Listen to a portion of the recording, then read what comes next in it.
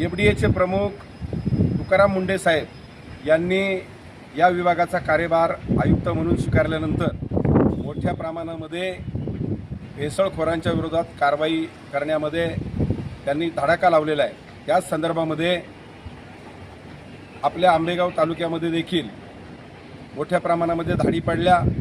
नुसत्या आंबेगाव तालुक्यात नाही तर राज्याच्या इतरही भागामध्ये भेसळखोरांच्या विरोधामध्ये धाडी टाकण्याचं सत्र अद्यापही त्या ठिकाणी सुरू आहे।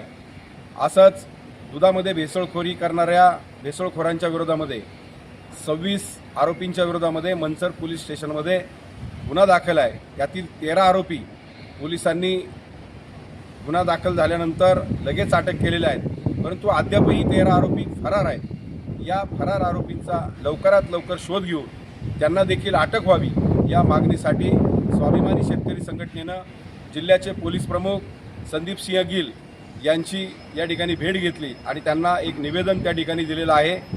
गिल साहेबांशी आम्ही या संदर्भामध्ये चर्चा केलेली आहे आणि साहेबांनी देखील आम्हाला या ठिकाणी शब्द दिलेला आहे की लवकरात लवकर तपासाची चक्र फिरवून या ठिकाणी त्या पद्धतीनं आरोपींचा शोध घेतला जाईल आणि लवकरात लवकर या आरोपींना अटक करण्याचा शब्द जिल्ह्याचे पोलीस प्रमुख संदीप सिंह गिल यांनी या ठिकाणी आम्हाला दिलेला आहे।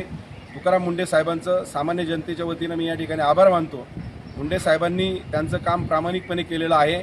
आता ही जबाबदारी पोलिसांची आहे, कारण ज्या आरोपींवर गुन्हे दाखल आहेत त्यांना जर कोणी राजाश्रय देत असेल आणि कुठेतरी हे लोक लपून बसत असतील तर यांना तातडीनं शोधून यांना गजाआड केलं पाहिजे आणि या आरोपींना जर दोषी असतील तर निश्चितपणानं शिक्षा झाली पाहिजे ही आग्रही मागणी स्वाभिमानी शेतकरी संघटनेच्या वतीनं या ठिकाणी जिल्ह्याचे पोलीस प्रमुख संदीप सिंह गिल यांना करण्यात आलेले आहे।